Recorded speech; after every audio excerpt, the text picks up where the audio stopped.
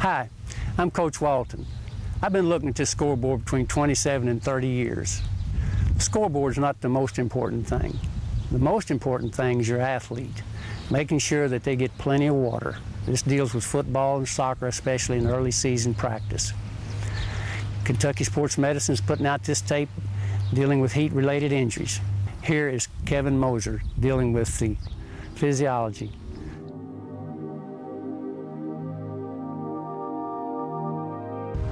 I'm going to take a few minutes to talk to you about the physiology of heat. There's basically a few concerns on how the body responds to the heat and how it produces heat.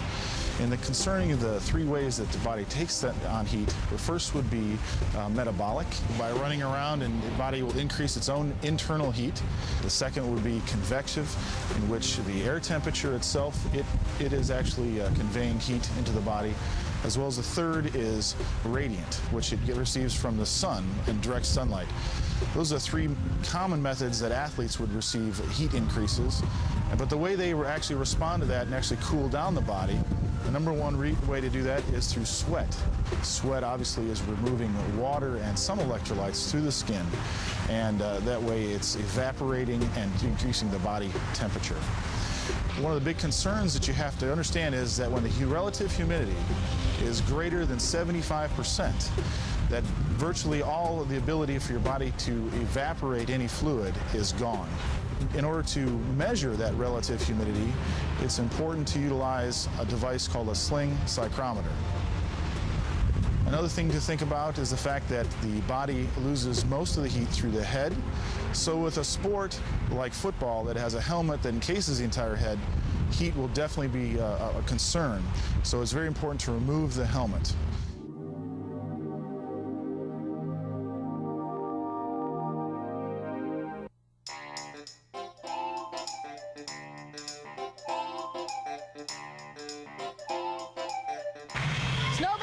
These guys behind me are some of the best collegiate cheerleaders in the country. They're in top shape and ready to go. But once you step outside into the heat and humidity, anybody can suffer from heat illnesses. The most common one is heat cramps, caused by loss of fluid and electrolytes. These crampings can occur during the activity, immediately following the activity, or hours after the activity. Signs and symptoms of heat cramps include profuse sweating by the athlete during the activity, as well as cramping that can happen both during and after activity, and sometimes up to hours following the activity. I mean, the muscle is just cramped up and you don't want to move it. That's the way it is. I mean, when I've seen it, that's how it is. It's just all of a sudden you can sometimes see, and then you can feel a ball, the muscle just balled up. It's like a spasm. Treatment includes ice massage and stretching simultaneous to the muscle, as well as making sure the athlete's taking fluids. If the cramps are unresolved after icing and stretching for a prolonged period of time, the athlete usually needs to be transported to the hospital because fluids are needed intravenously. Heat exhaustion is the middle classification of heat illness. It is caused by a lack of fluids, a lack of conditioning, a lack of acclimatization, and a lack of chemicals. In the Deep South, heat exhaustion is an everyday concern because the temperature and relative humidity in that part of the country always puts the athletes somewhat at risk. In the Midwest and Southeast, however, the early months of July and August and early parts of an athletic season are the danger periods. The initial signs of heat exhaustion are profuse sweating is the first thing you might notice. An athlete that is in the beginning stages of heat exhaustion is always sweating profusely. Also, the paleness might be developing. Their tendency is to become more pale as the heat exhaustion increases. The pulse rate becomes weak and rapid, and there may be a degree of nausea or dizziness. Unfortunately, some are led to believe that athletes should not drink water of any type during competition. This simply is not true. In preventing heat exhaustion and all heat illnesses, consuming large amounts of liquid before competition, during competition, and after competition is absolutely essential for normal body metabolism. When you see somebody with the beginning signs of heat exhaustion, they must be moved to a cool environment. That may well be off the field in air conditioning, or at least a cool place that is well shaded. They need to be rehydrated immediately and must be monitored for worsening conditions. It is not unusual for athletes to recover from heat exhaustion rapidly. The telltale signs that they are ready to return to activity are a normal pulse, normal breathing, their skin condition turns to a normal color, and they simply feel good. They no longer feel disoriented, they no longer feel extremely tired.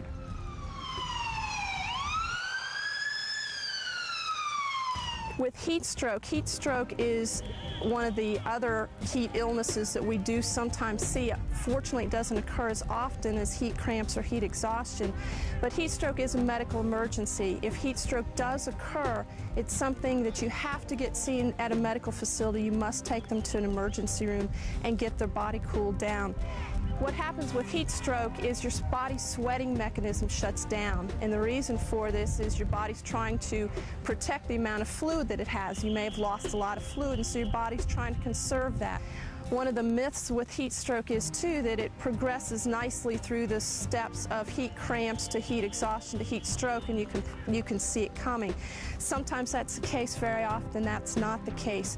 You have to be very conscious and aware of your athletes and see anything that they may be becoming disoriented, because heat stroke can sneak up on you and it doesn't have to go through those nice steps. The sweating mechanism shuts down, so the athlete will feel dry, they'll feel very, very hot.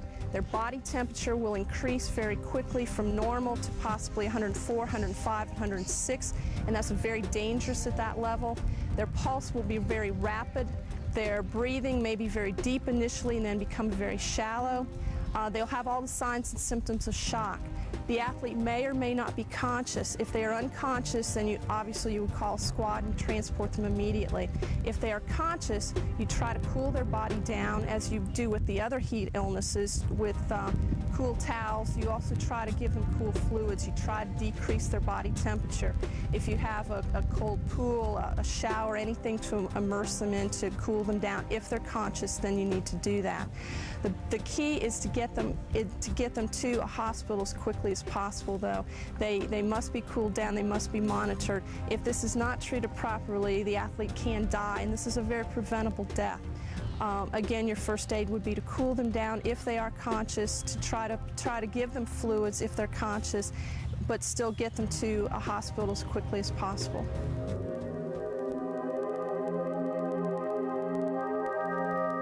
One of the initial places where injury prevention occurs is the training room, when we tape ankles or brace ankles to prevent ankle sprains. Heat illness is the same situation.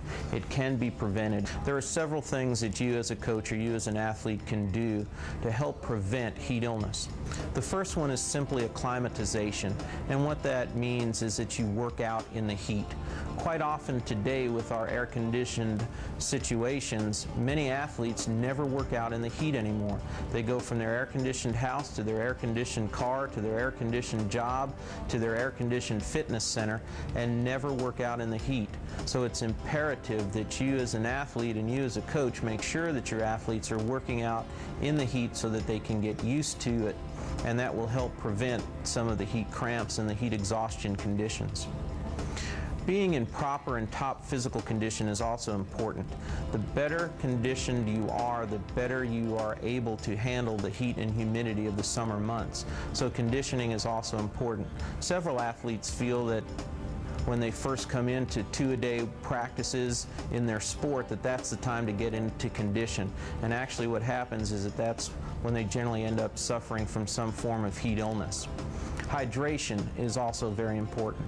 Hydration meaning that you are pre-hydrating or drinking at least 12 to 20 ounces of fluid before you work out, as well as drinking during your workouts if that's possible. Post-hydration is also imperative, and that means that you are taking fluids, whether it's water or some type of a sport beverage, as soon as you've completed your workouts. Sport beverages are nice and they will help in the prevention of heat illness, but if you cannot afford it or it's not available, water still remains the best type of fluid for you to take. Proper uniforms are also important. The lighter the colors, the better. It's also important that mesh uniforms be used so that there is good air exchange taking place to help keep the body cool. Rubber suits should never be worn in a hot, humid environment. Monitoring weight loss is also important. Many companies will provide free weight charts for you to use to monitor your weight loss during conditioning and during workouts. Anytime an athlete loses more than 8 to 10 pounds, they should not be allowed to work out again until the majority of that weight loss has been replenished. Monitoring weather conditions is also important. As it was already mentioned, it's the humidity that quite often kills and not the heat. So it's important that you use a sling psychrometer or that you monitor through the Weather Channel or your local weather what the humidity and the heat conditions are that day. Most stations, most weather services now will give you a heat index, and it's important that you pay close attention to it and alter practices if necessary, or alter your workouts so that they are not as intense during high heat and humidity times. Proper diet is also important. It's almost imperative that your athletes eat well for performance, but it's also important that they eat well to prevent heat illness. And a good balanced diet is very important in preventing heat illness. Anytime your athlete is sick and they're running a fever, they should not be working out. Anytime an athlete has a fever, they are much more susceptible to heat illness and the possibility of heat stroke. So they need to be monitored. If they are, in fact, ill, they should not practice. Many types of medications that your athletes routinely take are contraindicated for the heat or for sun, and it's important that your athletes check with their physicians about what type of reaction their medication will have in the heat, humidity, and sun. Alcohol is another substance that should not be used. Although it seems to be common following most recreational workouts for someone to want to grab a beer or get a drink, alcohol should never be used. Alcohol will tend to dehydrate an individual and make you, again, more susceptible to heat illness.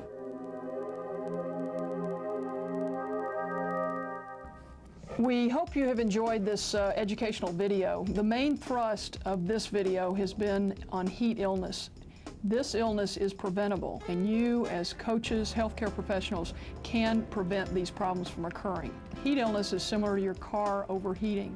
The car is not going to overheat if it's in cold weather or if there's enough water in your radiator.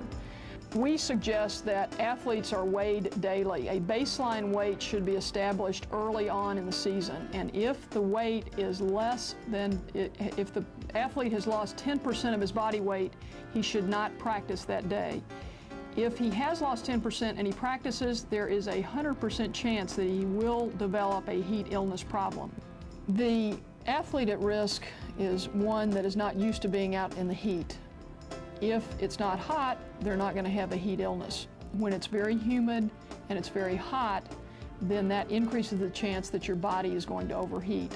There's an eponym that has been cataloged called the LOUCH syndrome, the lazy, overweight, undernourished chicken. And if you have someone who is very overweight, they are out of shape, and they come out for your football team, you may think that they're going to be the greatest offensive lineman. However, this person is even at more risk. So if you have someone who is breathing hard during their first sprints, who is overweight significantly and out of shape, that person is going to need more time for heat acclimatization and also more time to get in shape and more water than the other person, and you really have to watch these people more than your more in shape person. We do see the extremes of age have more problem handling the heat. In a young child, they don't sweat as well and they dehydrate more quickly. So if you're having a situation where you've got a lot of youngsters at a camp, it's very important to make sure you make that youngster drink, because if they don't drink, they're going to dehydrate too quickly, and you can't go by the amount of sweating that the child does. So be particularly aware of children who you have out in hot, humid weather. They must have specific breaks, and you have to watch them and make sure that they drink, because they're at risk. In general, they do not sweat, so they're not able to make their body less hot, and they dehydrate more quickly. On the other age spectrum, the older individual is also at risk, whether this might be some of the coaches, the umpires, or the parents, and if they're out in the heat and have any cardiovascular problems, their heart rate is unable to keep up with the overheated body, and also if they're on any medications, such as diuretics, where the electrolyte balance may be different. If they're drinking alcohol, this is a dehydrating liquid, so this makes you at more risk. And you really need to beware of even the spectators, too, of the older population and the child, who have more problems with heat illness than the in-shape athlete. Water is the #1 fluid that should be used during the summer. The body will heat up or overheat similar to a car when the external environment has increased heat and increased humidity. Your body will sense that you need to drink more and the temperature needs to be lessened. The initial thing to do is let your athletes drink. Let them drink as much as their bodies tell them to drink. A couple of salt tablets when someone's cramping, it's too late. So what you want to do is make sure that their bank of salt, so to speak, is full coming into practices, and let them salt their own food. A salt supplement can be used, but should probably be used more early on in the training camp rather than when they start cramping. True heat illness is defined as a rectal temperature above 40 degrees Celsius or 104 degrees Fahrenheit. Meaning that if you catch them at this point, it is it's more easy to get their temperature down. And you get their temperature down by even spraying them with a hose, putting cold towels on them. And if the body temperature goes up to 108, that's when there is cell destruction and a significant problem that could result in death. The things that you can do to decrease the temperature are to try to get the athlete to a cooler environment, if only under the shade of a tree. There is a golden hour where you can reduce the damage to the tissues if you cool them down. If you have an athlete that is unconscious, looks very sick, he probably has stopped sweating, this is a true emergency. You need to dial 911 and have an emergency plan available. The temperature can come down amazingly quickly if you get the athlete in a cold surrounding body of water. Classic heat stroke occurs when someone is, for example, lost in the desert and you gradually heat up, kind of like being in a crock pot. What we're talking about is acute heat stroke. And in acute heat stroke, which is called exertional heat stroke, there is a rapid increase in the temperature and rapid cook. If you think about what that does to the tissues, including the muscle, the heart, these are all things that you need to try to decrease how long the body is in this rapid cook phase. So in acute heat exhaustion strokes syndromes, the #1 thing is to cool the body down and do that as quickly and as rapidly as possible. This tape was not intended to be an instructional course, but it was intended to give you some valuable information. Remember, the best offense is a good defense. Plan ahead, making sure that your youngsters are well hydrated during, before, and after practice. Constantly monitor your youngsters for heat-related injuries. Have a good and healthy season.